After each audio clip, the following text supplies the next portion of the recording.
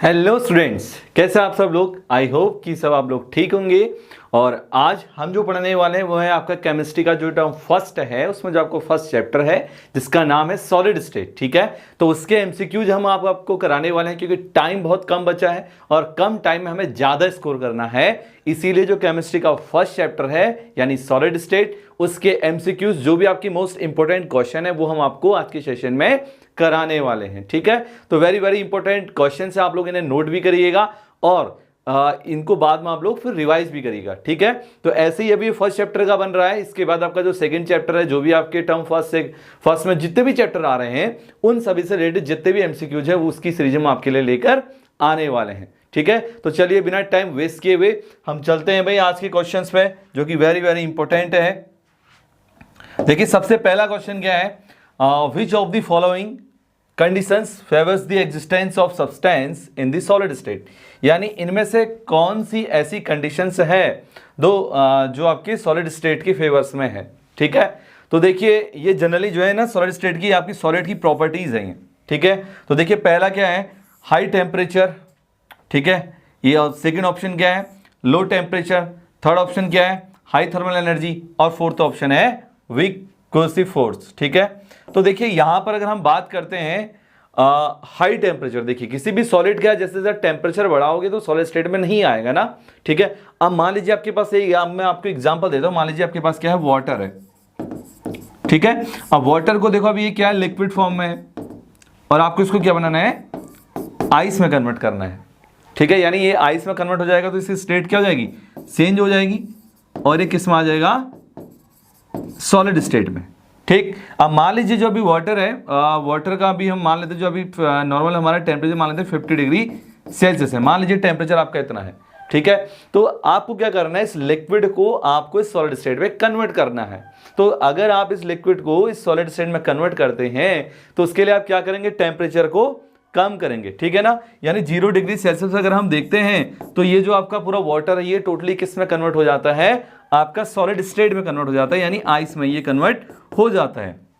तो आपने क्या किया ऐसा, तो हमने क्या किया, टेम्परेचर को लो कर दिया है और अगर टेम्परेचर को लो कर दिया तो वह लिक्विड से सॉलिड में कन्वर्ट हो गया, यानी हमारा जो ऑप्शन नंबर बी है वो क्या हो जाएगा, इसका बिल्कुल करेक्ट आंसर हो जाएगा, यानी लो टेम्परेचर इसका क्या होगा, बिल्कुल सही जवाब होगा।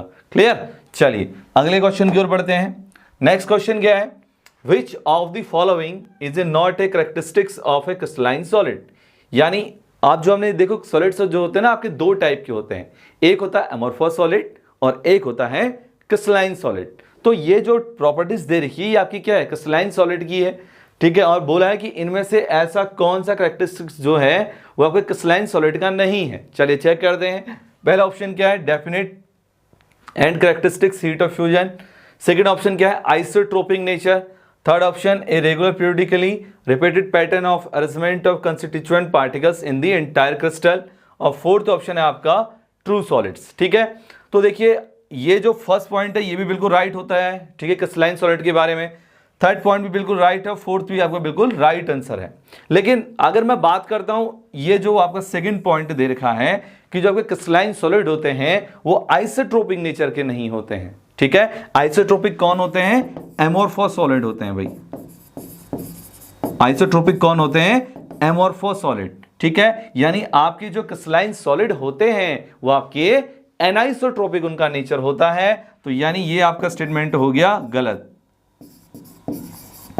Anisotropic nature, what is the meaning of anisotropic nature, देखिए इसका मतलब ये होता है कि एनाइसोट्रोपिक का मतलब क्या है कि देख लीजिए कोई आपके पास सॉलिड है। ठीक है, तो उसकी जितनी भी मान लीजिए कोई फिजिकल प्रॉपर्टीज है, या हमने कहा भाई फिजिकल प्रॉपर्टीज जैसे कि आपका रिफ्रैक्टिव इंडेक्स है या आपकी इलेक्ट्रिकल कंडक्टिविटी है, तो अगर आप उन फिजिकल प्रॉपर्टीज को डिफरेंट कंडीशन में अगर आप मेजर करते हैं तो उनकी जो वैल्यू आएगी वो डिफरेंट आती है।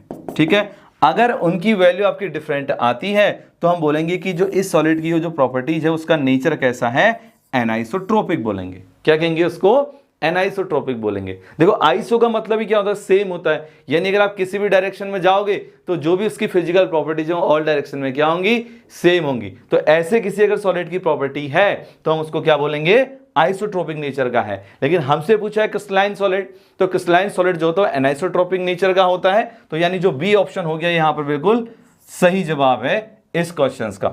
ठीक है, चलिए अगले क्वेश्चन की ओर बढ़ते हैं। नेक्स्ट क्वेश्चन क्या है, which of the following is an amorphous solid, यानी ये कहा है कि इसमें से कौन सा अमोर्फस सॉलिड है। चलिए चेक करते हैं। First option graphite, and then second option quartz, and then third option chromalum, and then fourth option silicon carbide. तो देखिए ग्रेफाइट जो क्या है, एक आपका कार्बन का एलोट्रोप्स है, यानी डायमंड है, ग्रेफाइट है। ठीक है, ये तो नहीं होगा।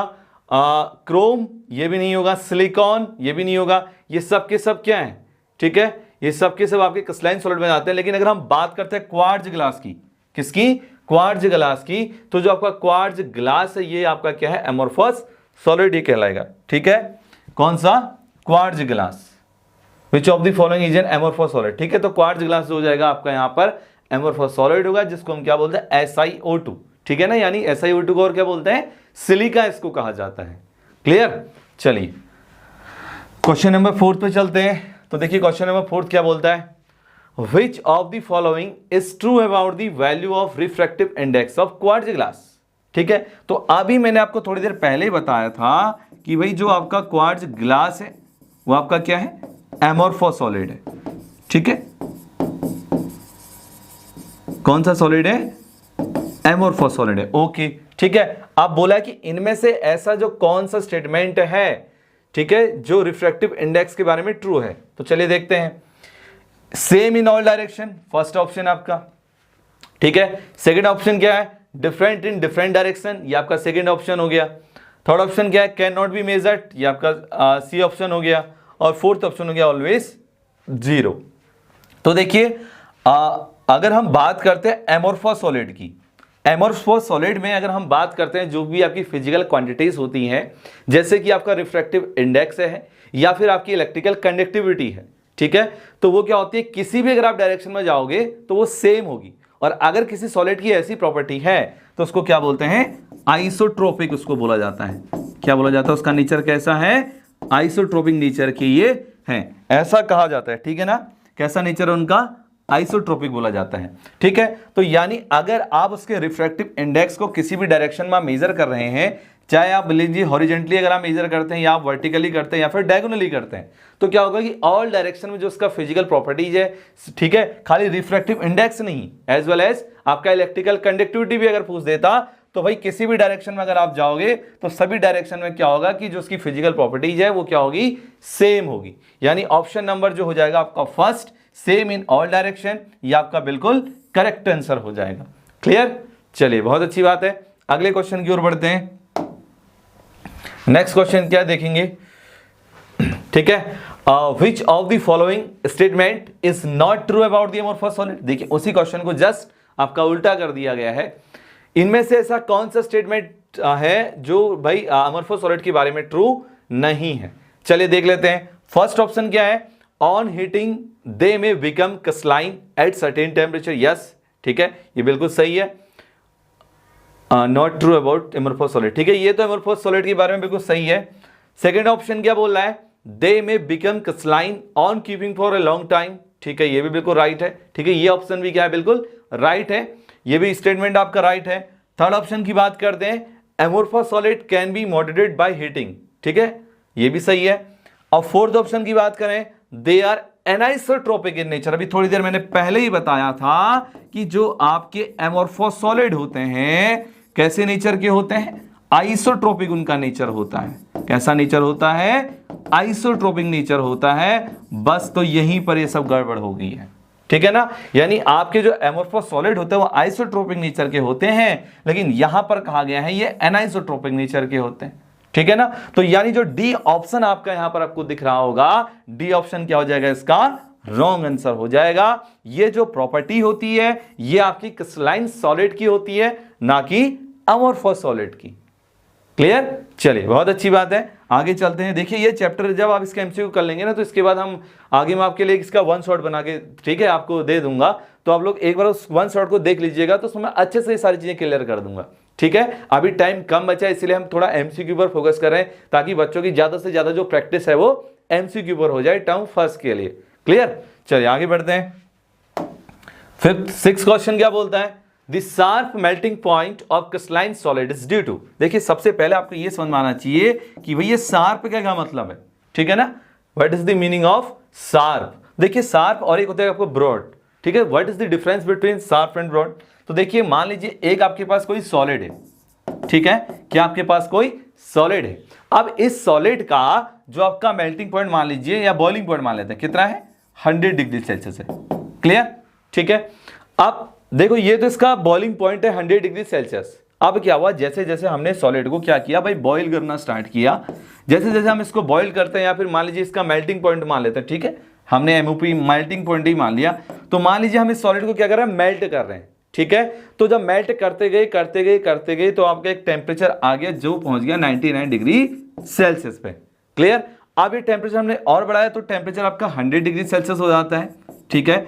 अब ये जो अब अभी भी हमने देखा कि 100 डिग्री सेल्सियस पे ये जो आपका सॉलिड है वो कंप्लीटली मेल्ट नहीं हो रहा है, यानी इसका जो टेम्परेचर पहुंच गया वो 105 तक जब हमने इंक्रीज कर दिया तो इस टेम्परेचर पर ये जो आपका सॉलिड है वो कंप्लीटली क्या हो जा रहा है, मेल्ट हो जा रहा है, किस पर, 105 डिग्री सेल्सियस पर, क्लियर। अब मान लीजिए हम क्या करते हैं कि भाई ये जो सॉलिड है, ठीक है, अब मान लीजिए एक कंडीशन दूसरी में अप्लाई करते हैं, ये फर्स्ट कंडीशन है। अगर मैं सेकंड कंडीशन की बात करता हूं तो जो टेम्परेचर है अभी आपका 100 डिग्री सेल्सियस था, ठीक है।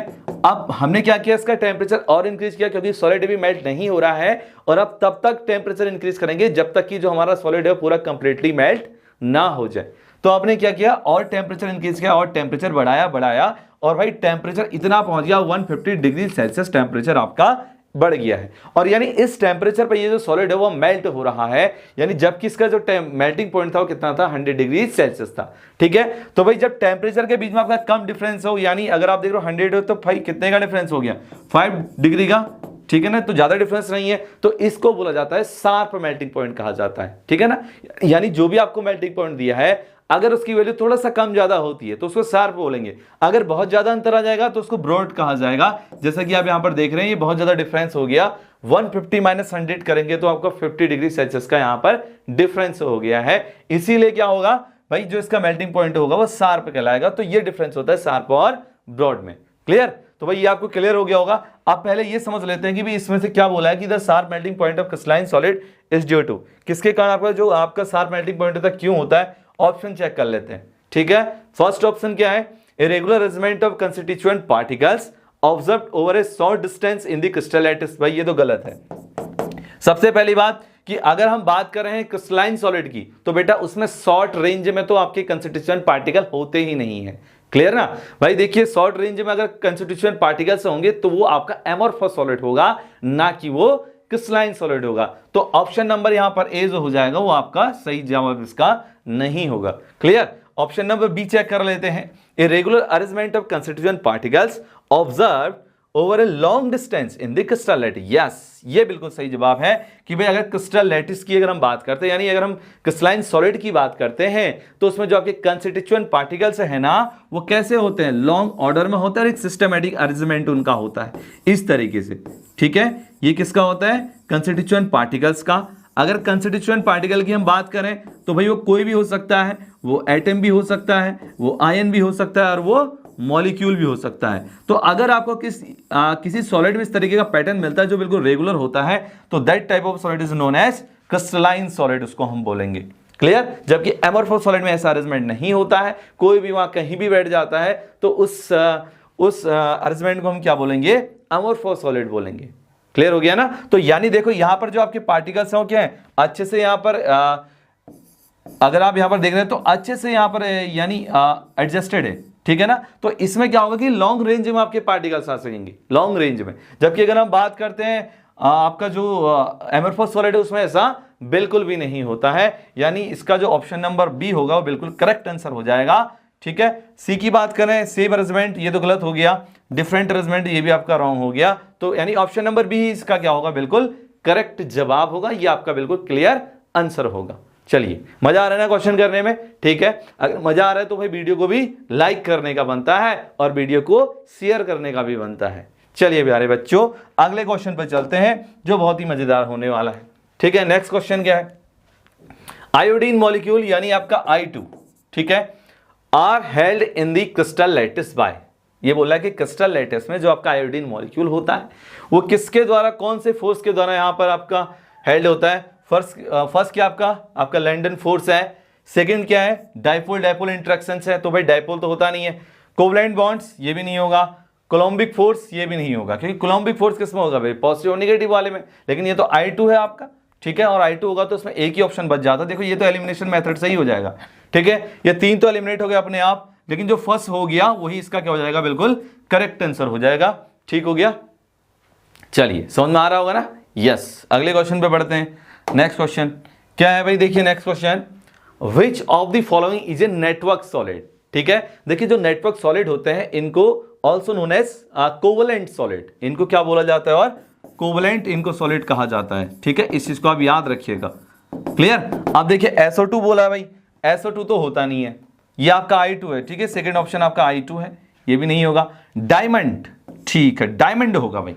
कैसे, अगर हम डायमंड की बात करते हैं तो ये क्या होता है, एलोट्रोप्स ऑफ कार्बन होता है। और जब डायमंड की हम बात कर रहे हैं तो भाई देखो ये ऐसे करके स्ट्रक्चर बनाता है ना, ऐसे करके 4 इस तरीके से इसका स्ट्रक्चर बनता है, इस तरीके से।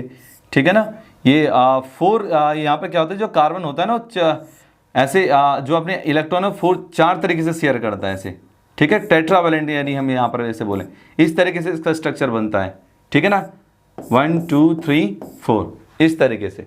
ठीक है, लेकिन जैसे ही हम ग्रेफाइट की बात करते हैं तो ग्रेफाइट में क्या होता है कि ये कार्बन 3 को इलेक्ट्रॉन शेयर करता है, एक इसके बैलेंस शेल में बल जाता है, वो आपका अनपेयर्ड इलेक्ट्रॉन होता है।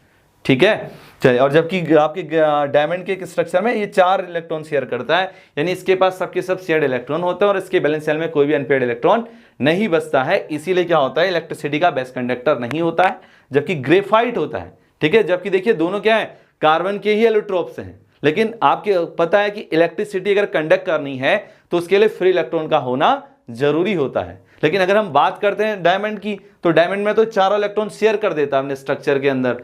ठीक है, तो भाई 4 इलेक्ट्रॉन अगर शेयर कर देगा तो भाई बैलेंस इलेक्ट्रॉन कहां से बचेगा, इसीलिए इलेक्ट्रिसिटी को कंडक्ट नहीं करता है। जबकि अगर मैं बात करता हूं ग्रेफाइट की, तो ग्रेफाइट के बैलेंस सेल में आपका एक फ्री इलेक्ट्रॉन होता है, जिसके कारण से वो इलेक्ट्रिसिटी को कंडक्ट करता है, इसलिए हम इसको बोलते हैं best conductor of electricity. Clear, चलिए बहुत अच्छी बात है। यानी भाई नेटवर्क सॉलिड कौन बनाएगा, तो आप समझ गए होंगे, डायमंड यहां पर क्या बनाएगा, नेटवर्क सॉलिड बनाएगा। क्लियर, चलिए अगले क्वेश्चन की ओर बढ़ते हैं। देखिए नेक्स्ट क्वेश्चन क्या है, इसकी ओर चलते हैं। विच of the following solid is not an electrical conductor. ठीक है, इनमें से कौन सा ऐसा सॉलिड है जो इलेक्ट्रिकल कंडक्टर नहीं है। तो देखिए भाई कौन सा ऐसा सॉलिड होगा जो इलेक्ट्रिकल कंडक्टर नहीं होगा। मैग्नीशियम की बात करता हूं भाई, मेटल है, ये तो बिल्कुल होगा। ठीक है, अगर मैं बात करता हूं टाइटेनियम ऑक्साइड की, ठीक है, ये चलिए इसको देख लेते हैं एक बार। अगर मैं बात करता हूं I2 की सॉलिड स्टेट में, ये भी करेगा। H2O की बात करता हूं, ये भी करेगा। यानी ऑप्शन नंबर सिर्फ ये बी बच गया आपका। ठीक है, TiO, जिसको हम क्या बोलते हैं, टाइटेनियम ऑक्साइड ही आपके पास है, तो ये क्या कर सकते हैं, इलेक्ट्रिसिटी को कंडक्ट करेगा। क्लियर, ठीक है ना, चलिए समझ में आ रहा है, वेरी गुड। अगले क्वेश्चन की ओर बढ़ते हैं। नेक्स्ट क्वेश्चन क्या देखते हैं, विच of the following is not the characteristics of ionic solids. यानी इनमें से ऐसा कौन सा भाई ऑप्शन है जो आयनिक सॉलिड के कैरेक्टरिस्टिक्स नहीं है। चलिए चेक कर लेते हैं। First option, very low value of electrical conductivity, भाई यही सबसे गलत हो गया। पहला ही ऑप्शन आपका रॉन्ग दे रखा है, क्योंकि जो आपके आयनिक सॉलिड्स होते हैं वो भाई इलेक्ट्रिसिटी को कंडक्ट करते हैं। ठीक है, वो इलेक्ट्रिसिटी को कंडक्ट करते हैं ड्यू टू आयंस के कारण। किसके कारण कंडक्ट करते हैं, ड्यू टू आयंस के कारण, प्रेजेंस ऑफ आयंस के कारण वो इलेक्ट्रिसिटी को कंडक्ट करते हैं। लेकिन इसने पहला ही ऑप्शन बोल दिया है कि very low value of electrical conductivity in the molten state. ठीक है, सेकंड फॉर ब्रिटन नेचर बिल्कुल होता है। Very strong force of interaction, yes ये भी सही है। एनाइसोट्रोपिक होता है, ये भी सही है। यानी ऑप्शन नंबर फर्स्ट ही जो इसका क्या हो जाएगा, बिल्कुल राइट आंसर हो जाएगा। ये इसका कैरेक्टरिस्टिक्स नहीं है। ठीक है, वो इलेक्ट्रिसिटी को कंडक्ट करते हैं, वो आपके गुड कंडक्टर्स भी होते हैं। क्लियर, चलिए अगले क्वेश्चन की बात करते हैं। 11 पर चलते हैं। ठीक है, ये आपका बहुत इंपॉर्टेंट क्वेश्चन है। क्या बोला है, graphite is a good conductor of electricity due to the presence of.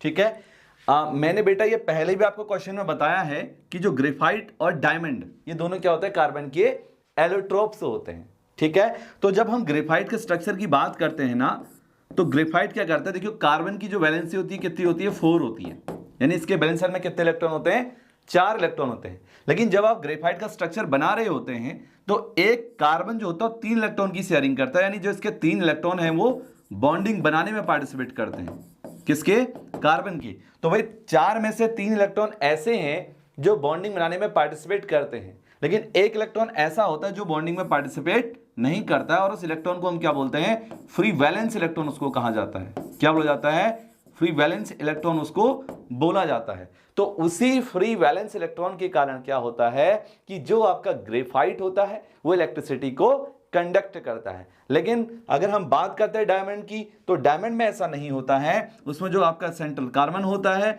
वो आपके 4 के 4 जो उसके इलेक्ट्रॉन है वो बॉन्डिंग बनाने में पार्टिसिपेट करते हैं, कोई भी उसमें फ्री इलेक्ट्रॉन नहीं बचता है, इसीलिए वो इलेक्ट्रिसिटी को कंडक्ट नहीं करता है। क्लियर, यानी यहां पर ऑप्शन नंबर जो बी है वो क्या हो जाएगा, इसका बिल्कुल राइट आंसर हो जाएगा। फ्री वैलेंस इलेक्ट्रॉन इसका बिल्कुल सही जवाब होगा। चलिए अगले क्वेश्चन की ओर बढ़ते हैं। नेक्स्ट क्वेश्चन क्या है, which of the following oxides behaves as conductor or insulator depending upon the temperature। ठीक है, इनमें से ऐसा कौन सा ऑक्साइड है जो टेम्परेचर पर डिपेंड करता है, ठीक है, उसको हम देख रहे हैं, और वो कंडक्टर और इंसुलेटर की तरह बिहेव करता है। तो चलिए पहला क्या है, टाइटेनियम ऑक्साइड TiO, ये तो नहीं होगा। SiO2 बेटा, ये भी नहीं होता है। मैग्नीशियम ऑक्साइड, ये भी नहीं करेगा ऐसा। थर्ड की देखो, फिर बचा कौन, ये वो आपका बच गया, ये बेटा थोड़ा गलत लिखा हुआ है, एक मिनट जी सर, TiO3 होगा बेटा, ठीक है ना, टाइटेनियम ट्राइऑक्साइड होगा ये इसका बिल्कुल करेक्ट आंसर होगा। ठीक है, ये थोड़ा मिसप्रिंट यहां पर हुआ है, शायद TiO2 था, TiO3 होगा शायद। ठीक है, तो ये क्या हो जाएगा, इसका बिल्कुल करेक्ट आंसर हो जाएगा, टाइटेनियम ऑक्साइड आपका हो जाएगा। क्लियर ना, ट्राइऑक्साइड। ठीक है, तो ऑप्शन नंबर सी क्या हो जाएगा, इसका बिल्कुल राइट आंसर हो जाएगा। चलिए अगले क्वेश्चन पर चलते हैं। अगला क्वेश्चन क्या बोलता है देखते हैं। Which of the following oxides shows electrical properties like metals, यानी इनमें से ऐसा कौन सा ऑक्साइड है, ठीक है, जो मेटल की तरह इलेक्ट्रिकल प्रॉपर्टीज को शो करता है। चलिए देखते हैं। सबसे पहला क्या है बेटा, SiO2, ये तो आएगा ही नहीं। अच्छा, मैग्नीशियम ऑक्साइड, ये भी मेटल में, ठीक है। आपका SO2 बेटा, ये भी नहीं आएगा, ठीक है। और उसके बाद देखो, ये तो आपका नॉन मेटल में आ जाएगा ना, सीधे सल्फर आपका ऑक्सीजन, ठीक है, ये उसका ऑक्साइड हो गया। अच्छा, क्रोमियम की बात करते हैं, देखो CrO2 बेटा, देखो मैंने ना इसका वन शॉट एक चैप्टर बनाया है, आप एक बार उस चैप्टर को अच्छे से देख लेंगे ना तो ये चीजें आपको वहां पर सब क्लियर हो जाएंगी। ठीक है, तो भाई देखो इस MCQ के बाद वो जल्द से अपलोड होने वाला है, आप एक बार उसको अच्छे से वॉच कर लीजिएगा। उसके बाद फिर से MCQ अगर आप दोबारा से करेंगे तो आपके जितने भी डाउट्स हैं वो सबके सब क्लियर हो जाएंगे। लेकिन मेरी पूरी कोशिश है कि मैं हर एक चीज को यहाँ पर आपका क्लियर कर रहा हूँ। ठीक है, तो भाई देखिए ये आपका क्या क्रोमियम ऑक्साइड है। और देखो अगर हम ये बात करते तो ये तो बेटा ऐसा करता नहीं है, सेकंड ऑप्शन भी ऐसा नहीं करता है, थर्ड SO2 भी नहीं करता है, हाँ क्रोमियम ऑक्साइड ऐसा जरूर करता है। तो बेटा इसका जो आंसर हो जाएगा वो क्या हो जाएगा, क्रोमियम ऑक्साइड हो जाएगा, क्योंकि मेटल इट इज मैटर। ठीक है ना, तो बेटा ऑप्शन ट्रांजिशन मेटल्स, आपने सुना होगा ना, ट्रांजिशन मेटल्स होते हैं आपके, ट्रांजिशन एलिमेंट्स किसको बोलते हैं, डी ब्लॉक के एलिमेंट्स को बोलते हैं। ठीक है, तो भाई ये आपका जो क्रोमियम होता है डी ब्लॉक का एलिमेंट्स होता है, उसी के अंदर ये आता है। 24 जो होता है इसका एटॉमिक नंबर होता है। क्लियर, और इसी के साथ एज वेल एज जो इसका इलेक्ट्रॉनिक कॉन्फ़िगरेशन होता है क्या होता है, एक्सेप्शन होता है, क्योंकि इसके बैलेंस शेल में 4s1 3d5 इलेक्ट्रॉन आते हैं, लेकिन जबकि s में कितने होने चाहिए थे, 4s2 3d4 होना चाहिए था, लेकिन ऐसा यहां पर नहीं होता है। इसका जो इलेक्ट्रॉनिक कॉन्फ़िगरेशन होता है वो ये होता है। क्लियर, एक्सेप्शन है आपका कौन, क्रोमियम जिसको हम बोलते हैं। ठीक है, चलिए अगले क्वेश्चन की ओर बढ़ते हैं। नेक्स्ट क्वेश्चन में क्या कहा गया है, the lattice site in a pure crystal can not B occupied by. ठीक है, अब जो आपके प्योर क्रिस्टल होता है, देखो प्योर क्रिस्टल किसको बोलते हैं, जैसे मैंने आपको बताया था ना कि अगर आप क्या करो भाई, ईंट से ना, ठीक है, आपका ब्रिक है, आप एक ब्रिक को एक दूसरे ब्रिक के ऊपर रखते हो, फिर तीसरे ब्रिक के ऊपर रखते हो, फिर चौथी ब्रिक के ऊपर रखते हो, तो एक आपकी पूरी वॉल तैयार हो जाती है। ठीक है, इसी प्रकार से आप क्या करते हो कि भाई चारों ओर से ऐसी आप वॉल बनाते हो, ठीक है, चारों ओर से आप ब्रिक को रखते हो, तो एक आपका पूरा रूम बन जाता है। और वो जो रूम बनेगा ना, फिर ऐसे ही आपके बहुत सारे रूम आपके बनते हैं, तो पूरा रूम बना के क्या बन जाता है, पूरा आपका घर बन जाता है। तो भाई जो पूरा हाउस बनता है, ठीक है, जो पूरा हाउस बनता है प्यारे बच्चों, उसको बोला जाता है क्रिस्टल लैटिस। ठीक है, अच्छा, जिस ब्रिक का आप बार बार यूज करके उस हाउस को बना रहे हो उसको क्या बोलते हैं, यूनिट सेल उसको कहा जाता है। ठीक है, पहले आपके समझ में भी आना चाहिए कि क्रिस्टल लैटिस होता क्या है। तो ठीक है, तो क्रिस्टल लैटिस कैसे बनाया जाता है, जब हम जो आपकी यूनिट सेल अगर आप उनका बार बार रिपीटेशन करोगे तो बार बार रिपीटेशन से क्या होगा, एक हाउस तरीके का बन जाएगा, एक लैटिस तरीके का बनेगा, एक स्ट्रक्चर आपको मिलेगा, उस स्ट्रक्चर को क्रिस्टल लैटिस कहा जाता है। और वो जो क्रिस्टल लैटिस बनता है ना, किसके द्वारा बनता है, एम के द्वारा। भाई किसके द्वारा बनता है, एम, यानी उसमें जो उसके कंस्टिट्यूएंट पार्टिकल्स होते हैं वो कौन कौन से होते हैं, ए फॉर एटम हो सकता है, आई फॉर आयन उसमें हो सकता है, और एम फॉर उसमें आपका मॉलिक्यूल्स हो सकता है। ठीक है, अगर ये पार्टिकल उसमें प्रेजेंट हैं, ठीक है, तो ये क्या कहलाएंगे, उसके कंस्टिट्यूएंट पार्टिकल्स कहलाएंगे।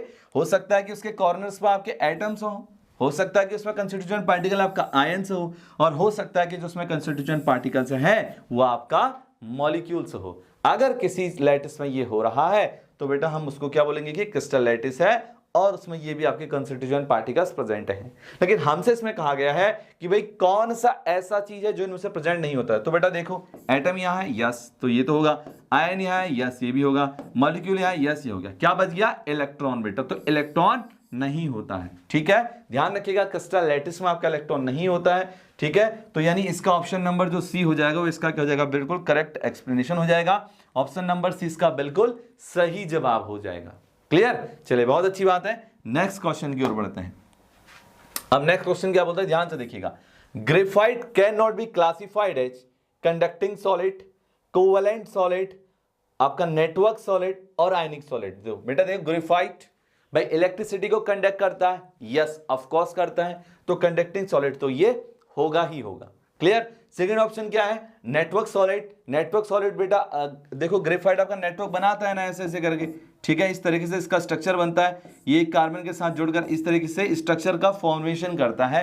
तो यानी एक कार्बन जब दूसरे कार्बन से जुड़ेगा तो क्या बनाएंगे, नेटवर्क आपका बनाएंगे, नेटवर्क टाइप कैसे बनाएंगे। ठीक है, तो इसीलिए इसको हम क्या बोलेंगे, नेटवर्क सॉलिड भी कहेंगे। तो बेटा ऑप्शन नंबर बी भी इसका बिल्कुल सही जवाब नहीं होगा। ऑप्शन नंबर सी भी चलते हैं, तो बेटा network solid is also called आपकी कोवैलेंट सॉलिड, उनको हम कोवैलेंट सॉलिड भी बोलते हैं। ठीक है, कार्बन क्या बोलता है, आपका कोवैलेंट बॉन्ड बनाता है ना, आपका कोवैलेंट कंपाउंड होता है, क्योंकि बेटा कोवैलेंट कंपाउंड कैसे बनता है, इलेक्ट्रॉन की शेयरिंग से बनता है, ये आप लोग भी जानते हैं। तो बेटा थर्ड ऑप्शन भी इसका आंसर नहीं होगा। अब बच गया आयनिक सॉलिड। तो बेटा ग्रेफाइट तो आयनिक होता नहीं है, कैसा होता है, कोवैलेंट सॉलिड होता है। तो बेटा आयनिक कौन सा होता है, जिन पर नेगेटिव पॉजिटिव चार्ज होता है, लेकिन ये बेटा ऐसा कुछ भी नहीं होता है, यानी ऑप्शन नंबर जो डी हो जाएगा इसका बिल्कुल करेक्ट आंसर हो जाएगा। क्लियर, चलिए बहुत अच्छी बात है, नेक्स्ट क्वेश्चन की ओर बढ़ते हैं जो आपके लिए वेरी वेरी इंपॉर्टेंट है। ठीक है, नेक्स्ट क्वेश्चन क्या होता है, ध्यान से देखिएगा। Schottky defect is observed in crystal. बेटा हमने देखो डिफेक्ट्स के बारे में पढ़ा होगा ना, एक होता है शॉर्टकी डिफेक्ट्स और एक होता है फ्रैंकल डिफेक्ट्स। ठीक है, तो बेटा देखो नाम से पता चला शॉर्टकी मतलब शॉर्ट हो जाना। बेटा किसका शॉर्ट होना, आयंस का शॉर्ट होना। किसका शॉर्ट होना, आयंस का शॉर्ट होना। देखो इसी की तरह एक डिफेक्ट और होता है जिसको वैकेंसी डिफेक्ट बोलते हैं, लेकिन उसमें प्यारे बच्चों आयन शॉर्ट नहीं होते, उसमें कौन शॉर्ट होता है, एटम शॉर्ट होता है। इस चीज का ध्यान रखिएगा, होते दोनों सेम है। ठीक है, आपने इससे पहले पढ़ा होगा ना, वैकेंसी डिफेक्ट आपने पढ़ा होगा। ठीक है प्यारे बच्चा, तो उसमें देखो ये भी बेटा सेम होता उसी की तरह है, लेकिन इसमें जो शॉर्ट होता है वो क्या होता है भाई, इसमें शॉर्ट एटम इसके अंदर शॉर्ट होता है। लेकिन अगर मैं बात करता हूं शॉर्ट की डिफेक्ट की, तो बेटा इसके अंदर जो शॉर्ट होते हैं वो कौन होते हैं, आयन शॉर्ट होते हैं, और इक्वल नंबर्स में होते हैं भाई। अगर एक पॉजिटिव यहां से जा रहा है तो बेटा एक निगेटिव भी यहां से जाएगा, यानी ऐसा नहीं होगा कि पॉजिटिव जा रहा है तो निगेटिव बैठा रहेगा। ठीक है, वो अपने साथ वाले को भी लेकर जाता है। समझ रहे बात को। तो क्वेश्चन में क्या कहा गया है, शॉर्ट की defect is observed in crystal when, यानी शॉर्ट की डिफेक्ट जो होता है क्रिस्टल में देखा जाता है। कब देखा जाता है, कब ऑब्जर्व किया जाता है। फर्स्ट ऑप्शन दिया है, some cations move from their lattice side to interstitial sites. बेटा ये तो नहीं होगा, बोला कि जो कुछ कैटायन होते हैं वो मूव करते हैं। ठीक है, क्रिस्टल लैटिस में कहा, इंटरस्टिशियल साइट्स में। इंटरस्टिशियल साइट्स में क्या होता है कि ये ध्यान से देखो जरा, पहले इसको समझो आप। ये आपका क्या है भाई, आपके देखो एटम्स हैं। ठीक है, ये मान लो आपको कैटायन और एनायन है। ठीक है, इस तरीके से हमने बना दिया इनका स्ट्रक्चर ऐसे करके। ठीक है, अब मान लो ये आपका ए पॉजिटिव और ये आपका बी निगेटिव, ए पॉजिटिव, ये आपका बी निगेटिव, ये आपका ए पॉजिटिव, ये आपका बी निगेटिव, ये आपका ए पॉजिटिव और ये आपका बी निगेटिव, और फिर से ये आपका क्या आ जाएगा, ए पॉजिटिव आपके पास आ जाएगा। ठीक है, इस तरीके से आपके पास आ जाएगा। अब देखो बेटा इस अरेंजमेंट में आप देखते हो ना, एक कैटायन है तो दूसरा एनायन है, फिर एक कैटायन है तो दूसरा एनायन है, फिर एक कैटायन है, फिर दूसरा एनायन है। यानी कहने का मतलब यह है कि यहां पर एक रेगुलर अरेंजमेंट आपके पास है? यस। अब अगर आप इसमें से देखो ना तो शॉर्टकट इफेक्ट होता क्या है? देखो शॉर्टकट इफेक्ट में क्या होता है कि बेटा देखो ये कैटायन और जो एनायन होता है ना ये शॉर्ट हो जाता है, यानी ये जहां पर है ना अपने स्पेस को छोड़कर वहां पर चले जाएगा। देखिए मान लीजिए एक रूम है ना, एक रूम है, उस रूम में मान लीजिए कि ये मान के लिए 5 बॉयज बैठे हैं और 5 उसमें गर्ल्स बैठी हैं, ठीक है, और एक ऐसी अरेंजमेंट में बैठे, यानी एक रो में वो बैठे, एक सिस्टमैटिक रो में बैठे हैं, एक अच्छे तरीके से बैठे हैं, ठीक है। तो 5 बॉयज हैं, 5 गर्ल्स है, 2 रो हैं, यानी टोटल कितने हो गए? 10 हो गए, 10 स्टूडेंट हो गए। अब मान लीजिए कि उसमें से एक बॉयज उठ के बाहर चले गया और एक गर्ल्स उठ के बाहर चले गया, तो बेटा जहां पर वो बैठे थे ना वो स्पेस अब कैसा दिखेगा? खाली खाली जैसा दिखेगा ना। समझ रहे मेरी बात को? तो जब वो स्पेस आपको खाली खाली जैसा दिख रहा है तो इससे क्या पता चलता है बेटा कि जो आपने बैठने का अरेंजमेंट बनाया था वो अब गड़बड़ हो गया, ठीक है। क्योंकि बेटा देखो अगर देखो यहां पर से ये 3 बच्चे हैं, मान के चलो ये बच्चा उठ के चले गया तो इनके बीच में ज्यादा डिस्टेंस नहीं बच गया ना। अब देखो वैसे तो इनके बीच में हमने इक्वल डिस्टेंस रखा ऐसे करके, ठीक है, लेकिन मान लीजिए ये बच्चा का क्लास से बाहर चले जाएगा तो बेटा इनके बीच में जो डिस्टेंस है ना इन दोनों के बीच में वो बढ़ जाएगा, क्योंकि अब तो बच्चा गया ना, अब तो ये बच्चा यहां से चले गया। क्लियर?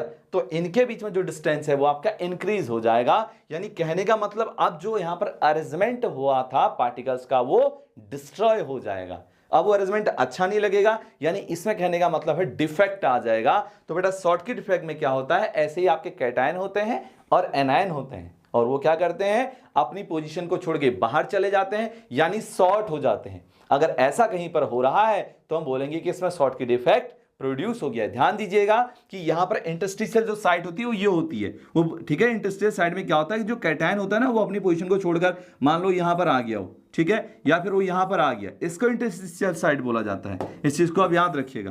क्लियर? चलिए बहुत अच्छी बात है, वेरी नाइस, ठीक है। तो बेटा लेकिन शॉर्टकट इफेक्ट में तो ऐसा होता नहीं है, वो कोई आपके इंटरस्टिशियल साइट पर नहीं जाते हैं, वो कहां चले जाते हैं? इस क्रिस्टल को छोड़ के बाहर चले जाते हैं। कौन? कैटायन और आपके एनायन। एक कैटायन अगर बाहर जा रहा है तो उसके साथ एनायन भी बाहर जाएगा, अकेले वो कभी भी बाहर नहीं जाता। इस चीज को आपको ध्यान में रखना है। क्लियर? तो बेटा यहां पर ऑप्शन नंबर कौन हो जाएगा? Equal number of cations and anions are missing from the letter. Yes, it is right answer. ठीक है, मैंने बोला था ना कि अगर एक कैटायन वहां से मिस हो रहा है तो एक एनायन भी उस क्रिस्टल लैटिस से मिस हो जाएगा, उसको छोड़ के बाहर चले जाएगा। तो अगर ऐसा किसी क्रिस्टल लैटिस में होता है तो हम बोलेंगे बेटा कि यहां पर शॉर्ट की डिफेक्ट आपका प्रोड्यूस हो रहा है। क्लियर? चलिए बहुत अच्छी बात है। तो बेटा देखो दूसरा ही ऑप्शन इसका सही जवाब हो जाएगा, लेकिन तीसरे को भी देख लेते हैं। Some lattice sites are occupied by electrons, ये गलत हो जाएगा। Some impurities is present in the lattice, नहीं बेटा ये भी गलत हो जाएगा। क्लियर? तो बेटा ऑप्शन नंबर जो बी है वो इसका क्या होगा? बिल्कुल करेक्ट आंसर होगा। मैंने आपको पूरा डिटेल्ड एक्सप्लेनेशन यहां पर आपको इस क्वेश्चन का दे दिया है। क्लियर? चलिए आगे बढ़ते हैं नेक्स्ट क्वेश्चन की ओर। देखिए नेक्स्ट क्वेश्चन क्या बोलता है, the total number of tetrahedral voids in the face centered unit cell। देखो टेट्राहेड्रल जो आपकी voids है इसमें बोला कि total number of tetrahedral voids कितनी होती है फेस सेंटर्ड यूनिट सेल में। तो देखो बेटा टेट्राहेड्रल void पहले बनती कैसे है, पहले आपको ये पता होना चाहिए ना void होता क्या है। देखो सबसे पहले बच्चों अगर आपको ये नहीं पता होगा void होता क्या तो वो पता कैसे चलेगा ना। देखो बेटा ये आपके क्या होता है बेटा, एटम्स होते हैं। ये आपके क्या होता है, एटम्स का अरेंजमेंट होता है किसमें, सॉलिड में। तो जब देखो मान लो ये दो बॉल हैं और दो बॉल के ऊपर हमने एक बॉल रख दिया, तो ये जो बीच का खाली स्पेस आपको दिख रहा है ना, ये जो बीच का खाली स्पेस आपको दिख रहा है, इसको प्यारे बच्चों वॉइड कहा जाता है। क्या बोला जाता है? इसको वॉइड बोला जाता है। तो टेट्राहेड्रल का मतलब है कि बेटा जब चार आपके गोले हो, इसको हम ट्राइगोनल वॉइड बोलते हैं। ठीक है, अगर आपके चार हो माने ऐसे, ठीक है बच्चों, अगर मान लो आपके अरेंजमेंट कुछ ऐसा हो ना इस तरीके से, अगर मैं आपको इस तरीके से, बेटा यहां पर बनेगा नहीं ना उसका स्ट्रक्चर ऐसे, ठीक है, इस तरीके से अगर आपका स्ट्रक्चर हो तो बेटा ये जो बीच में खाली स्पेस बच जाना आपका, ये वाला जो स्पेस बच गया ये वाला, इसको बोला जाएगा बेटा टेट्राहेड्रल वॉइड, क्योंकि चार से मिलकर बन रहा है तो इसलिए इसको क्या बोलेंगे, टेट्राहेड्रल वॉइड इसको कहा जाएगा। क्लियर? तो वॉइड क्या होता है, ठीक है, स्पेस बिटवीन दी पार्टिकल्स, जो भी इसमें आपका एम्प्टी स्पेस होता है उसी को हम क्या बोलते हैं, टेट्राहेड्रल वॉइड हम उसको कहते हैं। क्लियर? चलिए बहुत अच्छी बात है। तो भाई देखो the total number of tetrahedral voids in the face centred unit cell में बोला है, यानी एफसीसी में आपसे पूछा है। तो अगर एफसीसी में पूछा है तो बेटा आपको पता होना चाहिए कि एफसीसी पे टोटल नंबर ऑफ एटम्स कितने होते हैं। पहले क्योंकि अगर आपको टोटल नंबर ऑफ एटम पता नहीं होंगे तो कैसे आप टेट्राहाइड्रोइड्स वहां पर कैलकुलेट कर लेंगे। तो बेटा ध्यान दीजिएगा कि अगर हम एफसीसी यानी फेस सेंटर्ड क्यूबिक क्रिस्टल की बात करते हैं तो उसमें जो टोटल नंबर ऑफ एटम्स होते हैं वो आपके 8 होते हैं। कितने होते हैं बच्चों? 8 एटम्स होते हैं। अगर इसके अंदर 8 एटम्स होंगे तो बेटा एक, ध्यान दीजिएगा, एक एटम पर जो आपकी टोटल टेट्राहेड्रल वॉइड होती है 2 होती है भाई। कितनी होती है? 2। तो टोटल एटम, सॉरी ये क्या लिख दिया मैंने, टोटल नंबर ऑफ एटम्स बेटा थोड़ा इसको करेक्शन कर लीजिएगा, 4 होता है बेटा, ठीक है ना। 1 मिनट रुकिए, 4 लिखेंगे, ठीक है। एफसीसी में बेटा 4 होते हैं, ये चीज को ध्यान रखिएगा, ठीक है, मिस्टेक हो गया है। एफसीसी में जो टोटल नंबर ऑफ एटम्स होते हैं प्यारे बच्चों वो आपके 4 होते हैं। कैसे सर? बेटा देखो ना, अगर मैं इसका स्ट्रक्चर बना दूं ऐसे करके, इस तरीके से अगर मैं इसका स्ट्रक्चर बना दूं तो बेटा आपको पता है ना, ध्यान से सुनिएगा, देखो बेटा ये कॉर्नर्स पे क्या होता है बेटा, एक एटम्स का 1/8 पार्ट प्रेजेंट होता है, ठीक है। अब एक कॉर्नर पर अगर एक एटम का 1/8 पार्ट है तो टोटल जो कॉर्नर होते हैं कितने होते हैं? 8 कॉर्नर होते हैं। क्लियर?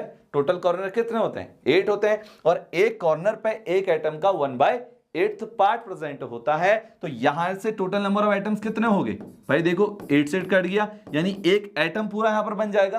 क्लियर? अब फेस सेंटर्ड में क्या होता है कि जो आपका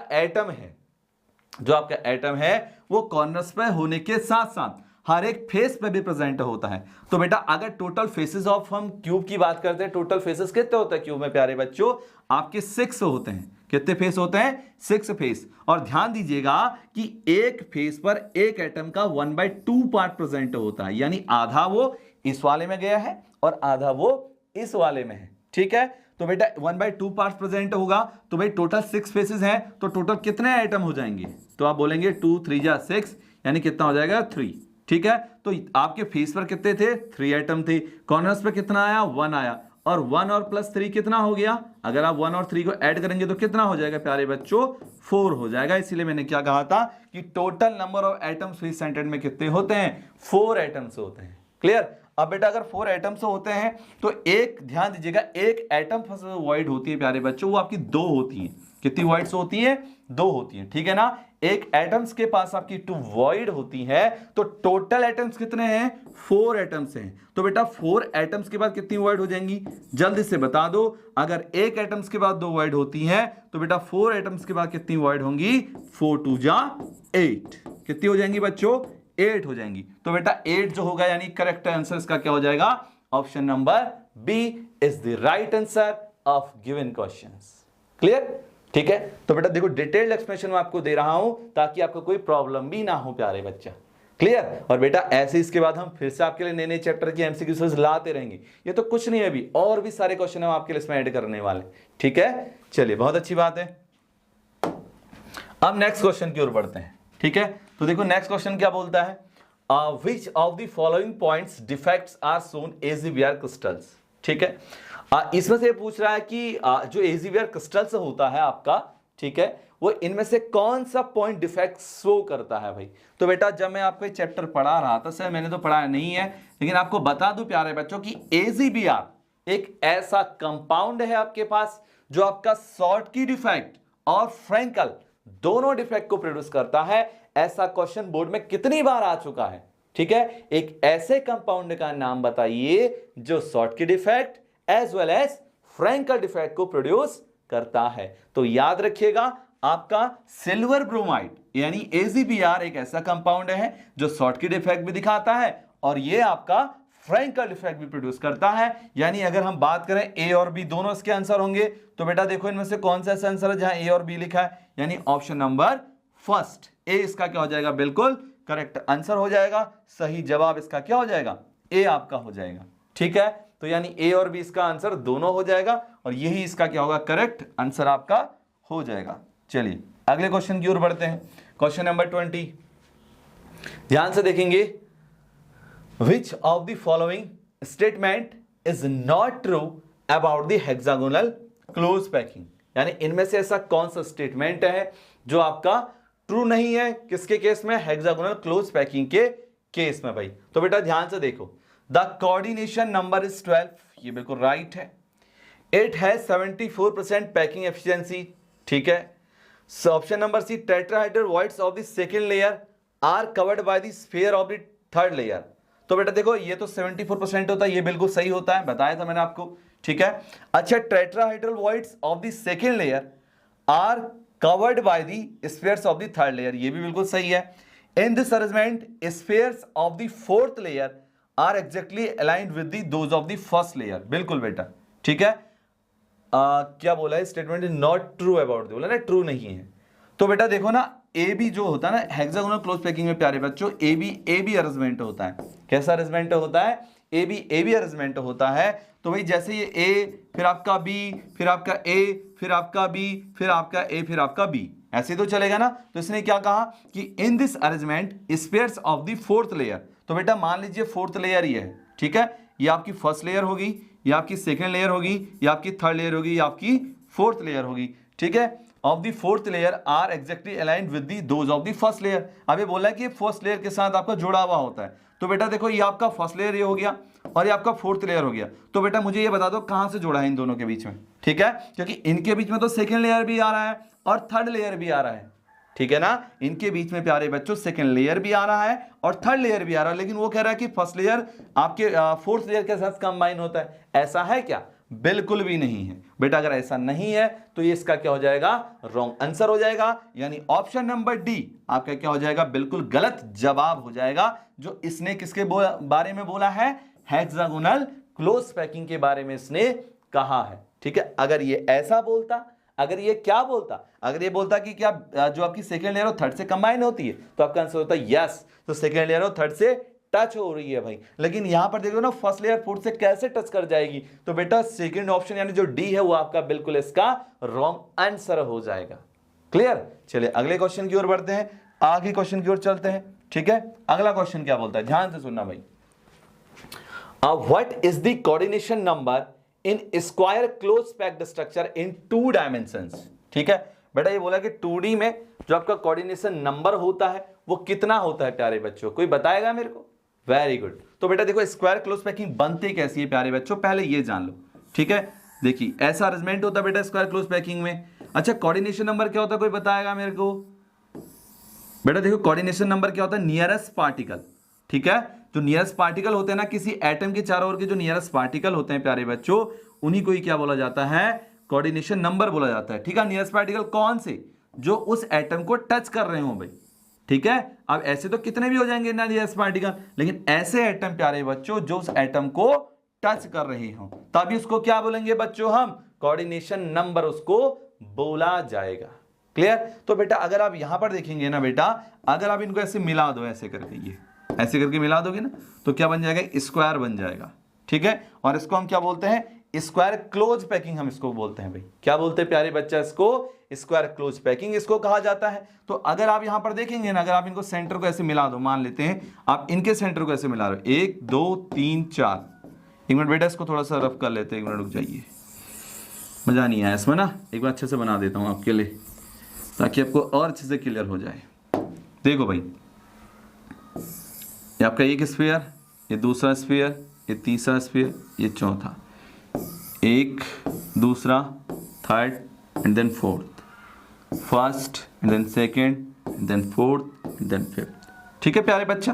अब देखो बेटा कोऑर्डिनेशन नंबर क्या होता है मैं आपको बताऊं, ठीक है। मान लो हमने एक आपका एटम ये ले लिया, ये आपका एक एटम ले लिया, ठीक है। अब इसके नियरेस्ट जो चार, देखो इसके नियरेस्ट कितने एटम है, ध्यान से सुनो, इसके नियरेस्ट कितने एटम है, ये वाला है, ये वाला भी है, ये वाला भी है, ये वाला भी है, ये वाला भी है, ये वाला भी है, ये वाला भी है और आपका ये वाला भी है। क्लियर? लेकिन प्यारे बच्चों कि भाई वही नियरेस्ट एटम की हम बात करेंगे जो इस एटम को टच करता हो, वही लेना है, ठीक है। तो भाई बताओ इस वाले एटम को कौन कौन से एटम है जो उसको टच कर रहे हैं। बेटा देखो एक तो ये वाला हो गया, क्लियर। अच्छा एक ये वाला हो गया, क्लियर। और एक आपका ये वाला हो गया, क्लियर। और एक आपका ये वाला हो गया। ये चार के चार ऐसे हैं प्यारे बच्चों जिसको टच कर रहे हैं, ठीक है। तो बेटा अगर किसी एटम के चारों नियरेस्ट एटम ऐसे हैं जो उसको टच करते हैं, तो कितने नंबर्स ऑफ एटम उसको टच कर रहे हैं, वही प्यारे बच्चों उसका कोऑर्डिनेशन नंबर कहलाता है। जैसे आप यहां पर देख रहे हैं ना कि 4 एटम जो है इसको टच कर रहे हैं, तो इसका कोऑर्डिनेशन नंबर कितना हो जाएगा, 4 हो जाएगा। क्लियर? अब कोऑर्डिनेशन नंबर 4 होगा तो बेटा इसका स्ट्रक्चर आप देखो, स्क्वायर पैकिंग कैसे बनी, ध्यान से सुनो।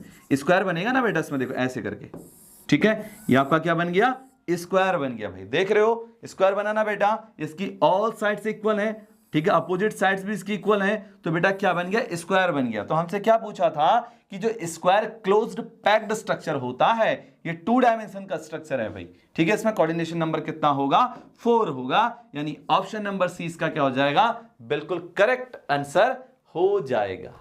क्लियर, चले, बहुत अच्छी बात है, आपको समझ में आ रहा होगा ना, यस, वेरी गुड, बहुत अच्छी बात है भाई।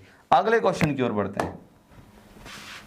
नेक्स्ट क्वेश्चन क्या बोलता है, which of the following is not true about the ionic solid? इनमें से ऐसा कौन सा स्टेटमेंट है जो आयनिक सॉलिड के बारे में गलत बोला गया है? तो बेटा ध्यान से सुनना, पहला ऑप्शन क्या है, bigger ions form the close packed structure, ठीक। सेकंड ऑप्शन क्या बोला है, smaller ions occupy either the tetrahedral और octahedral voids depending upon their size. Third option क्या बोला है, आपका occupation of the all voids is not necessary, ठीक है। फोर्थ ऑप्शन क्या है, द फ्रैक्शन ऑफ ऑक्टाहेड्रल और tetrahedral voids occupied depends upon the radius of the ions occupying the by the voids. तो बेटा अगर मैं ये बात करूं ना, अगर which of the following is not true about the ionic solid, bigger ions form the close packed structure और स्मॉलर आयंस ऑक्यूपाई। बेटा देखो पहला ही ऑप्शन मुझे इसमें रॉन्ग लग रहा है, ठीक है, बिगर आयंस फॉर्म दी क्लोज पैक्ड स्ट्रक्चर। भाई बिगर आयंस क्यों बना, आपके छोटे आयंस भी तो बना सकते हैं ना, ऐसा तो नहीं हो सकता कि जो आपके छोटे आयन है वो आपके क्लोज पैक्ड स्ट्रक्चर नहीं बनाएंगे, ठीक है। यानी ऑप्शन नंबर ए जो हो जाएगा इसका बिल्कुल सही जवाब होगा भाई, ठीक है ना, ऑप्शन नंबर ए इसका करेक्ट आंसर हो जाएगा, किसका, क्वेश्चन नंबर 22 का। क्लियर, चलिए आगे बढ़ते हैं। नेक्स्ट क्वेश्चन क्या बोलता है, ध्यान से देखेंगे, the number of atoms present in the hexagonal close packed cell is. तो बेटा देखो हेक्सागोनल जो क्लोज पैक होता है उसमें कितने नंबर्स जो होते हैं आपके एटम्स प्रेजेंट होते हैं भाई, ठीक है। कौन बताएगा बेटा इसका आंसर, मैंने आपको बताया था 6 प्यारे बच्चों, कितने होता है बेटा, 6 होते हैं, इसको याद रखिएगा, ठीक है। अगला question, in a body centred unit cell the number of atoms present, यानी बीसीसी में प्यारे बच्चों कितने एटम्स प्रेजेंट होते हैं बीसीसी में, ठीक है। देखिए अगर बॉडी सेंटर्ड की हम बात करते हैं तो बॉडी सेंटर्ड में जो आपके एटम्स होते हैं, किसमें प्यारे बच्चों, बॉडी सेंटर्ड में। बॉडी सेंटर्ड में जो आपके एटम्स होते हैं वो बेटा कॉर्नर्स पे होते हैं, कहां पर होते हैं, कॉर्नर्स पे, ठीक है। अगर मैं इसका स्ट्रक्चर बनाऊं ना तो ऐसे कुछ इसका स्ट्रक्चर होता है भाई, इस तरीके का, ठीक है, ऐसे इसका कुछ स्ट्रक्चर होता है। तो इसमें जो आपके एटम्स हैं वो बेटा कॉर्नर्स पे तो होंगे ही होंगे, और कॉर्नर्स पे कितना होता है, एक एटम का 1/8 पार्ट होता है, ठीक है, यस, इस तरीके से होते हैं। और कॉर्नर्स पे एक एटम का आपका 1/8 पार्ट होता है। तो बेटा यानी टोटल नंबर ऑफ एटम्स कितने हो जाएंगे यहां पर, देखो बेटा बॉडी सेंटर्ड की अगर हम बात करते हैं ना तो देखो आपकी, तो देखो ये 1/8 पार्ट तो एटम के साथ होता ही होता है, लेकिन प्यारे बच्चों एक एटम ऐसा होता है ना जो इसके बीच सेंटर में होता है, ये पूरा होता है, लेकिन ठीक है, ये आपका एटम ऐसा होता है जो आपका सेंटर में रहेगा और ये पूरा होता है। इसका बेटा किसी के साथ दूसरे के साथ शेयरिंग नहीं होता है, नए इसके साथ शेयर करता है, नए नेक्स्ट वाले के साथ शेयर करता है। तो भाई बॉडी सेंटर्ड की अगर हम बात करते हैं तो बेटा टोटल कितने कॉर्नर्स हो गए, 8, और एक कॉर्नर्स पे होता है एक एटम का 1/8 पार्ट, प्लस आपका 1 ये हो गया क्योंकि इसके अंदर है, तो टोटल कितने हो जाएंगे, 8 से 8 कट गया, 1 + 1 यानी आपके 2 हो जाएंगे। तो 2 इसका क्या हो जाएगा, बिल्कुल करेक्ट आंसर हो जाएगा, 2 इसका बिल्कुल सही जवाब हो जाएगा बच्चा। क्लियर है ना, यस। अगले क्वेश्चन की ओर बढ़ते हैं, देखते हैं next question. In A trigonal crystal A = B = C, फिर अल्फा = बीटा = गामा। बी में क्या बोला है, A = B not = C, alpha beta gamma आपका 90 डिग्री है, ठीक है। थर्ड में आपका ये आपके इक्वल नहीं होते हैं, अल्फा बीटा गामा नहीं होते हैं, ठीक है बेटा। देखो बेटा ये जो ABC होता है ना इनको क्या बोलते हैं बेटा, एक्सियल लेंथ, क्या बोलते हैं इनको, एक्सियल लेंथ इनको कहा जाता है बेटा, मैंने आपको पढ़ाया था, ठीक है ना। अच्छा अल्फा बीटा गामा ये क्या होता है, एक्सियल आपके एंगल्स होते हैं भाई, ठीक है। मैं अगर आपको यहां पर स्ट्रक्चर बना के दिखाऊं प्यारे बच्चों तो ध्यान से देखिएगा, आपको समझा भी देते हैं थोड़ा सा किसके बारे में बात कर रहे हैं भाई, ठीक है ना, पता भी तो होना चाहिए ना उसके बारे में बच्चों। तो बेटा यहां देखिएगा, देखिए यहां पर जो आपका ये साइड आप देख रहे हैं ना, ठीक है, देखो मैं आपको थोड़ा दूसरे कलर से इसको शो कर देता हूं, ये वाली साइड और ये वाली साइड, इसको बेटा ABC से रिप्रेजेंट किया जाता है और इनको हम क्या बोलते हैं, एक्सियल लेंथ हम इन्हें कहते हैं, ठीक है। यस, अब ये जो एंगल्स देख रहे हो आप, alpha, beta and then gamma, alpha, beta and then gamma, बेटा इनको क्या बोला जाता है? एक्सियल एंगल्स इनको कहा जाता है, ठीक है ना। ये क्या कहलाते हैं? Parameters of the unit cell. अगर किसी यूनिट सेल के अंदर अगर हमें उसको बेटा उसकी लेंथ को अगर हमें मेजर करना है, उसके एंगल को अगर हमें मेजर करना है, तो बेटा सम पैरामीटर्स हम वहां पर यूज करते हैं, जिनको हम क्या बोलते हैं? Parameters of the unit cell हम उन्हें कहते हैं। और जो वहां पर पैरामीटर्स होते हैं उसको एक्सियल लेंथ बोला जाता है, उसको एबीसी से रिप्रेजेंट किया जाता है। और वहां पर जो आपके एंगल्स होते हैं उनको एक्सियल एंगल्स बोला जाता है, और उन्हें प्यारे बच्चा alpha, beta and then gamma से रिप्रेजेंट किया जाता है। क्लियर? तो बेटा अगर मैं बात करता हूं यहां पर फर्स्ट ऑप्शन की, तो A equal to B equal to C, comma alpha equal to beta equal to gamma, ठीक है। ऑप्शन नंबर सेकंड क्या है? ए आपका ए बी के इक्वल है, सी के इक्वल नहीं है। बेटा ये तो नहीं होगा, ऐसा तो होता नहीं, क्योंकि उसमें तीनों साइड इक्वल होती है। किसमें बेटा? ट्रायगोनल क्रिस्टल के अंदर। ध्यान रखिएगा कि जो ट्रायगोनल क्रिस्टल होता है प्यारे बच्चों, उसके अंदर जो आपकी एक्सियल लेंथ होती है ना बच्चों, वो तीनों इक्वल होती हैं, ठीक है। तो बेटा सेकंड ऑप्शन तो हो नहीं सकता, ठीक है। अच्छा, थर्ड ऑप्शन ये भी नहीं हो सकता। फोर्थ ऑप्शन में दो साइड इक्वल लेकिन तीसरे इक्वल नहीं है, तो बेटा ये भी नहीं हो सकता। हाँ ये हो सकता है बेटा, लेकिन यहां पे एक थोड़ा सा मिस्टेक है, ये नॉट इक्वल टू 90 डिग्री होता है। क्लियर? ठीक है बच्चों। बेटा जो ट्रायगोनल क्रिस्टल होता है ना बच्चों, उसमें तीनों साइड आपकी इक्वल होती हैं, लेकिन प्यारे बच्चों जो उसमें अल्फा, बीटा, गामा है वो आपस में इक्वल होंगे, लेकिन आपके 90 डिग्री के वो नहीं होंगे। क्लियर? इस चीज को प्यारे बच्चों याद रखिएगा आप। ठीक हो गया? तो option number first is the right answer of the given questions. Okay, चलिए प्यारे बच्चा अगले क्वेश्चन की ओर बढ़ते हैं। बहुत लाजवाब, बहुत मस्त। ठीक है, अगला क्वेश्चन क्या बोलता है? The appearance of colour in solid alkali metals halides is generally due to. भाई एक चीज ध्यान रखना प्यारे बच्चा, कि जब भी आप इंटरस्टिशियल डिफेक्ट पढ़ोगे, ठीक है ना, उसके अंदर आपका फ्रैंकल डिफेक्ट आता है, तो प्यारे बच्चा होता क्या है ना प्यारे बच्चों, ध्यान रखिएगा बेटा।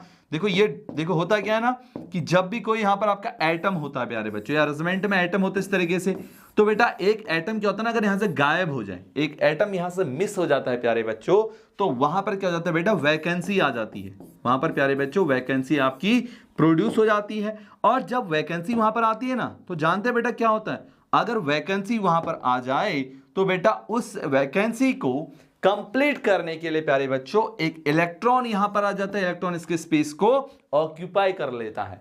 ठीक है, अब जो इलेक्ट्रॉन उस वैकेंसी को ऑक्यूपाई करता है उसको प्यारे बच्चों एप सेंटर बोला जाता है। क्या बोला जाता है? एप सेंटर उसको कहा जाता है। और उसी एप सेंटर के कारण क्या होता है, उस क्रिस्टल का जो कलर होता है प्यारे बच्चों वो चेंज हो जाता है। ठीक है, उस एब्सेंटर के कारण क्या होगा, उस क्रिस्टल का कलर जो हो वो आपका चेंज हो जाएगा। ध्यान रखिएगा इस चीज को। क्लियर? चलिए आगे बढ़ते हैं। अगले यानी ऑप्शन नंबर कौन सा? सी इसका बिल्कुल राइट आंसर हो जाएगा। अगले क्वेश्चन की ओर बढ़ते हैं, क्वेश्चन नंबर 27 की ओर बढ़ते हैं। ठीक है, अब 27 में क्या बोला गया है बच्चों? In a body cubic structure the space occupied is about. बेटा देखो ध्यान से सुनना, एफसीसी की बात करते हैं 74, बीसीसी की बात करते हैं बेटा बॉडी सेंटेड पूछा है तो 68% उसकी पैकिंग एफिशिएंसी होती है। बेटा इसका डेरिवेशन आपके एग्जाम में आता है तो बहुत ज्यादा इंपॉर्टेंट है। कैसे हम उसको कैलकुलेट करते तो बेटा उसको भी एक बार अच्छे से पढ़ लीजिएगा। लेकिन टर्म फर्स्ट में प्यारे बच्चों आपके रिजल्ट एमसीक्यू आने वाले हैं, इसीलिए ये इंपॉर्टेंट बन जाते हैं। ठीक है, तो 68% is the correct answer of the given questions. याद रखिएगा। क्लियर? अगले क्वेश्चन की ओर बढ़ते हैं। नेक्स्ट क्वेश्चन क्या बोलता है? Due to Frenkel defect the density of the ionic solids. यानी फ्रैंकल डिफेक्ट के कारण क्या होता है कि जो आपके आयनिक सॉलिड्स होते हैं क्या उनकी डेंसिटी बढ़ेगी? पहला ऑप्शन। क्या उनकी जो डेंसिटी है वो घट जाएगी? दूसरा ऑप्शन। तीसरा ऑप्शन क्या है? डज नॉट चेंज, कोई भी चेंज नहीं होती है। फोर्थ ऑप्शन क्या है? Depends on the pressure. लेकिन प्यारे बच्चों फ्रैंकल डिफेक्ट होता क्या है, जब तक आपको यह समझ में नहीं आएगा तो आप कैसे बताएंगे कि भाई डेंसिटी बढ़ेगी या फिर घटेगी या फिर चेंज होगी? चलो मैं पहले आपको फ्रैंकल डिफेक्ट एक्सप्लेन कर देता हूं ताकि आप इस क्वेश्चन को अच्छे से समझ सकें भाई। तो बेटा देखो ना, फ्रैंकल डिफेक्ट में ना प्यारे बच्चा, जो आपके एटम्स होते हैं ना इस तरीके से होते हैं, ऐसे, ठीक है, इस तरीके के आपसे एटम्स होते हैं, ठीक है प्यारे बच्चा। लेकिन होता क्या है ना बच्चों, एक चीज होती है। सर क्या होता है बेटा, ये जो एटम अभी तक अच्छे से बैठे थे ना, मान लो ये क्लासरूम है, इस क्लासरूम में प्यारे बच्चों आपके 1 2 3 4 5 6 7 8 9 बच्चे बैठे हैं। क्लियर? अभी क्या भाई, सिस्टमेटिक अरेंजमेंट है। अभी आएगी नहीं, एक देखो, एक रो में 3 बच्चे, दूसरी रो में 3 बच्चे, तीसरी रो में 3 बच्चे बैठे, ठीक है ना। अब यानी ये अरेंजमेंट जो है ना, क्लास का सिस्टमेटिक माहौल है, अरेंजमेंट सिस्टमेटिक है, देखने में आपकी क्लास जो है अच्छी लग रही है, ठीक है। लेकिन होता क्या है, कोई एक ऐसा बच्चा होता है जिसको खुजली लगती है, वो भाई अपनी जगह से उठ के यहां पर आ गया। अब मान लो जैसे ही वो यहां पर आएगा, ठीक है, उसने अपना स्पेस छोड़ दिया और बेटा वो कहां पर आ गया, यहां पर आ गया, ठीक है। आप जैसे ही यहां पर आएगा ना बेटा, तो ये तो आप यहां पर तो देखो, यहां पर खाली स्पेस बच जाएगा, यहां पर तो खाली स्पेस बच गया ना बेटा। आप देखो क्या पहले का अरेंजमेंट अच्छा लग रहा था या ये वाला अरेंजमेंट अच्छा लग रहा है, ठीक है। तो बेटा ये अरेंजमेंट बिगड़ गया ना। आपने देखा होगा कि पहली रो में 3 बच्चे थे, दूसरी रो में 3 थे, तीसरी रो में 3 थे, लेकिन इस एटम को पता नहीं क्या खुजली लगी, ये यहां से यहां पहुंच गया। और बेटा जहां पर ये जाता है ना, उसको क्या बोला जाता है, इंटरस्टिशियल स्पेस उसको कहा जाता है। क्लियर? इस चीज को ध्यान रखिएगा भाई। अब यहां पर एटम्स जो है ना, अपनी पोजीशन को छोड़कर इन्हीं एटम्स के बीच में किसी दूसरे इस प्लेस पर चले गया। यानी कहने का मतलब है, इस ऐसे डिफेक्ट को जहां पर एटम अपनी इंटरस्टिशियल साइड्स पर ही जाता है, स्पेस पर ही जाता है, उसको प्यारे बच्चों फ्रैंकल डिफेक्ट कहा जाता है। अब बेटा देखो, डेंसिटी कब कम होगी, डेंसिटी कब डिक्रीज होगी, ठीक है, कभी भी डेंसिटी पे कब चेंज आएगा, या तो बेटा ये एटम यहां से बाहर निकल के चले जाए, ठीक है, या दूसरा ऑप्शन क्या हो सकता है कि एटम कोई बाहर से आ जाए, तब ये डेंसिटी आपकी बढ़ या घट सकती है। लेकिन क्या यहां पर ऐसा हो रहा है? बिल्कुल भी नहीं हो रहा है। यहां पर जो आपका एटम है वो उसी के अंदर है, हां, कि यहां पर नहीं है, ठीक है, किसी दूसरे पोजीशन पर चले गया, लेकिन बेटा क्या इस क्रिस्टल लैटिस से बाहर गया? नहीं गया ना, ठीक है। तो बेटा क्या डेंसिटी चेंज होगी? नहीं होगी। ना तो डेंसिटी आपकी बढ़ेगी और ना ही आपकी डेंसिटी आपकी डिक्रीज होगी, यानी डू नॉट चेंज, यानी डज नॉट चेंज। यहां पर क्या हो जाएगा, आपका बिल्कुल सही जवाब हो जाएगा प्यारे बच्चा। क्लियर? तो बेटा इसका करेक्ट आंसर क्या हो जाएगा, does not change is the right answer of the given questions. Clear? चलिए अगले क्वेश्चन की ओर बढ़ते हैं, जो बहुत ही लाजवाब होने वाला है। उम्मीद है प्यारे बच्चों कि आपको क्वेश्चन बहुत पसंद आ रहे होंगे और आपको क्वेश्चन भी बहुत अच्छे से समझ में आ रहे होंगे। Very good. चलिए अगले क्वेश्चन की ओर बढ़ते हैं। देखो क्या कहा गया है क्वेश्चन में, which of the following is an amorphous solid. इनमें से ऐसा कौन सा सॉलिड है जो आपका अमोर्फस सॉलिड है? बेटा पहले भी पढ़ा चुका हूं, अभी थोड़ी देर पहले भी ये पढ़ाया था प्यारे बच्चा, ठीक है ना। तो बेटा अगर अमोर्फस सॉलिड की तो ग्रेफाइट होता है? नहीं बेटा, it is a crystalline solid, ठीक है। The types of crystalline solid आपका network solid as well as it is also known as covalent solid. तो बेटा ग्रेफाइट तो होगा नहीं। Okay sir. अच्छा क्रोम एलम होगा? नो बच्चा, ये भी आपका क्रिस्टलाइन सॉलिड होता है, ठीक है। Silicon carbide? नो बच्चा, ये भी आपका क्रिस्टलाइन सॉलिड होता है। हमसे क्या पूछा था? अमोर्फस पूछा था। तो बेटा ग्लास जो है ना, इसका बिल्कुल सही जवाब हो जाएगा। इस क्वेश्चन को प्यारे बच्चा मैं भी पहले भी आपको करा चुका हूं, अगर आप लोगों को अच्छे से आपने अगर पढ़ा हो तो। क्लियर? चलिए वेरी गुड, बहुत अच्छी बात है। अगले क्वेश्चन की ओर बढ़ते हैं, जो कि भाई आपका बहुत ही अच्छा क्वेश्चन होने वाला है और लाजवाब यहां पर क्वेश्चन होने वाला है। नेक्स्ट क्वेश्चन क्या बोला गया बेटा, the presence of absenters in a crystal make it. अभी थोड़ी देर मैंने आपको पहले ही समझाया था कि भाई अगर एब्सेंटर वहां पर प्रेजेंट हो गया तो बेटा वो क्या करेगा, जो आपका क्रिस्टल है उसके कलर को चेंज कर देगा। तो बेटा ऑप्शन में क्या बोला गया है, कंडक्टिंग करता है, भाई गलत जवाब है। नॉन कंडक्टिंग करता है, ये भी गलत जवाब है। अच्छा कलरलेस बना देता है, ये तो बिल्कुल गलत जवाब है। तो बेटा क्या करेगा, कलर्ड कर देगा, ठीक है। एब्सेंटर के कारण क्या होता है, जो क्रिस्टल लैटिस का कलर है वो आपका चेंज हो जाता है या फिर कलर्ड वो हो जाता है।